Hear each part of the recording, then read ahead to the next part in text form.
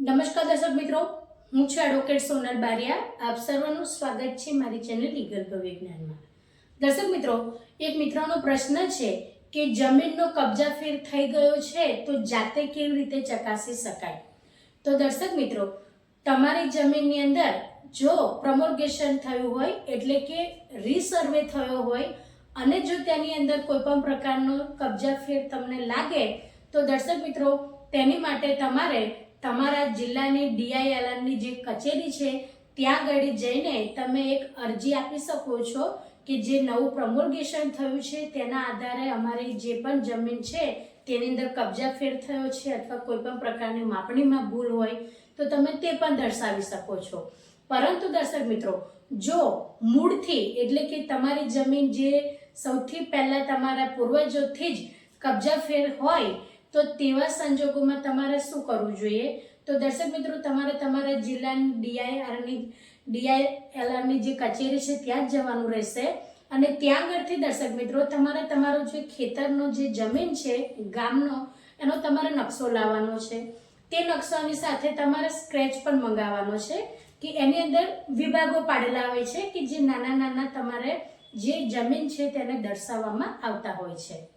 દર્શક મિત્રો,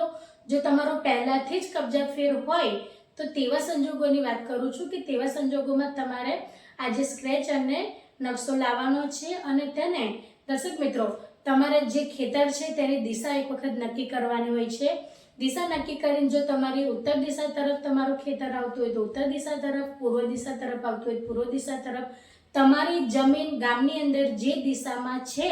તે પ્રમાણે તમારો જે સ્કેચ અને જે નકશો છે ગામનો તેને તમારે મૂકવાનો છે અને તે પ્રમાણે તમારે તેની અંદર જોવાનું છે કે તમારા આજુબાજુવાળા જે ખેતરો છે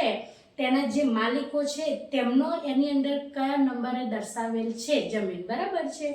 એ દર્શક મિત્રો તમે ચેક કરશો એટલે તમારા આજુબાજુવાળાના જો નકશા બરાબર હોય અને તમારી જમીન જે છે ત્યાં આગળ તમે એક વખત જોઈ શકો છો કે તમારી જમીન છે એ નકશા પ્રમાણે બરાબર દર્શાવેલ છે, પરંતુ નંબરની અંદર જો કબજાફેર થઈ ગયો છે તો પછી તમે તેના જે પણ તમારી ભૂલ છે એની માટે તમારે DILRની જે કચેરી છે ત્યાં આગળ અરજી કરી શકો છો. દર્શક મિત્રો, આ જો તમારો મૂળ પહેલેથી જ તમારો કબજાફેર હશે તો પછી તમારે તેની માટે મામલતદાર સાહેબશ્રી અથવા તો પ્રાંત અધિકારી સાહેબશ્રીને જણાવવાનું રહેશે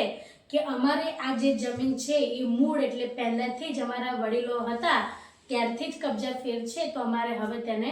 ચેન્જ કરવું છે એટલે કે બદલવું છે. તો દર્શક મિત્રો, આ તમારો જે નકશો છે તેના આધારે તમે તમારી પોતાની જમીન ઉપર જઈને પણ જોઈ શકો છો અને આજુબાજુના જે પણ તમારા બીજા આજુબાજુ પડોશી જે ખેડૂત ખાતેદારો છે તેમને પણ તમે 7/12નો ઉતારો લાવીને અને તેમના પ્રમાણે પણ તમે જોઈ શકો છો. ગામનો જે નકશો હોય છે દર્શક મિત્રો, એની અંદર આખા ગામની જમીનના બધા જ જે તે ખેડૂત મિત્રો છે તેમના નકશા બ્લોક વાઇઝ બતાવતા હોય છે. તો તમે તે પ્રમાણે પણ બધા જ નકશાને ચેક કરી શકો છો કે જેની અંદર નંબરની અંદર કોઈ ફેરફાર હોય તો તમે જાતે જ તપાસીને અને તમે પ્રાંત અધિકારી સાહેબશ્રીને અરજી આપીને અમારો કબજાફેર થયો છે એની જે તે પ્રક્રિયા છે તે કરીને અને તમારો જે કબજાફેર છે તેને તમે